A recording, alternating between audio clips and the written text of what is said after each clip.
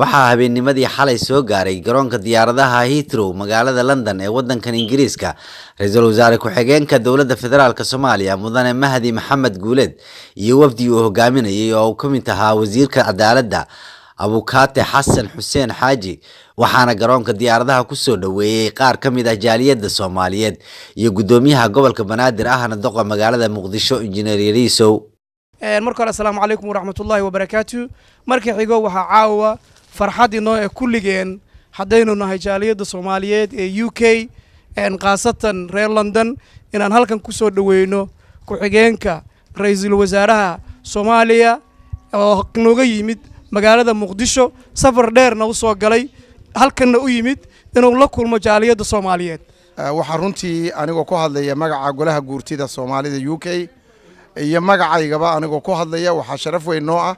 farxad balaaran noo inaan halkan caawa ku soo dhaweyno ku-xigeenka Prime Ministerka ama wasiirka koobaad mudane Guuleed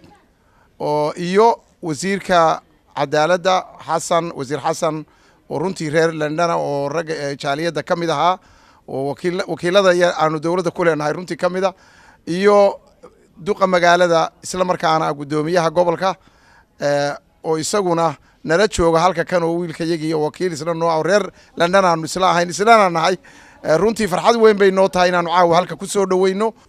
ra'iisul wasaare ku-xigeenka gudoomiyaha baarlamaanka wasiirka cadaaladda oo waliba jaar nahay oo soo qalxigno aad iyo aad baa soo waxa sharaf noo halkan ku soo dhaweyno ra'iisul wasaare ku-xigeenka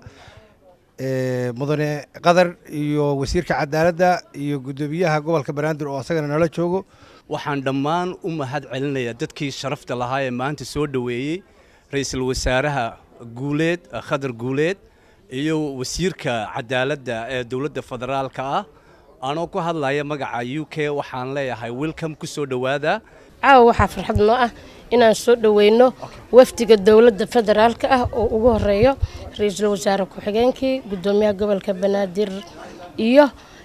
wasiirka cadaaladda iyo hore ay u joogeen gudoomiyaha ku-xigeenka golaha shacabka iyo wasiir Cabdirashiid marka waxaan leeyahay dhammaan ummadda ka soo qayb gashay soo dhaweynta caawa iyadoo waqti dambe ay tahay madaxdeena sharafta leh ee ka timid dawladda federaalka uu hogaaminayo ra'iisul wasaare ku-xigeenka Soomaaliyeed iyo wasiirka cadaaladda gudoomiyaha gobolka Banaadir iyo dhammaan asbaahda iyo bulshada Soomaaliyeed qaybadeeda kala duwan ee degan magaalada London waxaan idin leenahay gibigiinba ku soo dhawaada waxaanu aad ugu faraxsanahay in ra'iisul wasaaraha ku-xigeenka Jamhuuriyadda Federaalka Soomaaliyeed uu nagu soo booqday magaalada tan London ee boqortooyada dalka Ingiriiska oo wafdi ka socota dawladda wasiirka cadaaladda Injineer Yariisow maayirka magaalada Muqdisho waxaan aad ugu faraxsanahay inaan saacado ka soo horeeyay wafdiga ra'iisul wasaaraha oo aan halkan London ku soo dhaweeyay anigoo waliba reer London ah sharaf weyn ay noo tahay ma sha Allah calanka buluuga ah aad waa maasanta marka aad iyo aad ugu faraxsanahay jaaliyadda UK mar walba waxa lagu yaqaanay jaaliyad Soomaalida jecel midnimada iyo wadajirka ummadana mar walba oo ololeeya haddana waxaan rajaynaynaa in wafdiga dawladda halkan yimid aan warbixin kala qaadan doono habeen dambena xafladda aad ugu tala gasheen inaad warbixinta ku dhageysataan aan warbixin faahfaahsan idinku siin doono aad iyo aad kaga mahad celinayna soo dhaweynta bahda saxaafadda iyo reer Londonba waa mahadsantihiin ra'iisul wasaare ku-xigeenka dowladda federaalka Soomaaliya ayaa uga mahad celiyay jaaliyadda Soomaaliyeed soo dhaweynta qiimaha badan ee ay ku soo dhaweeyeen dhammaan jaaliyadda Soomaaliyeed ee cariga Ingiriiska gaar ahaan magaalada London aad baan idinka mahad celinayaa run ahaantii soo dhaweynta ballaaran ee aad ii sameyseen aniga iyo wafdigayga wasiirka cadaaladda iyo wafdiga aan hogaaminayay waxaanu idinku nimid magaalada London dhulkii xadaaradda wax badanna run ahaantii habeen dambe ayaynu kala war qaadan doonaa waa idinka mahad celinayaa hawsha ballaaran ee aad ilaa saaka ilaa xalay qabateen habeen dambeenu is wareysan doonaa isu xogaal warrami doonaa wixii fariin iyo wada sheekaysi ah iyo warbixin ah ee dalkii ku saabsan oo aan idin sidno waayno habeen dambe amin dambe la jooga hadda waa mahadsantihiin soo dhaweynta waa idinka hambalyeynaya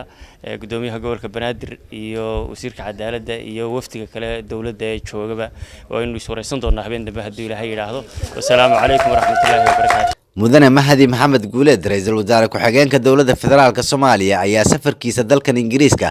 waxa uu ku saabsanaa inuu kulamo la qaadan doono madaxda dalkan britain iyo qurbi joogta soomaaliyeed ee ku dhaqan magaalada tan london. yuusuf garabey, warbaahinta qaranka soomaaliyeed,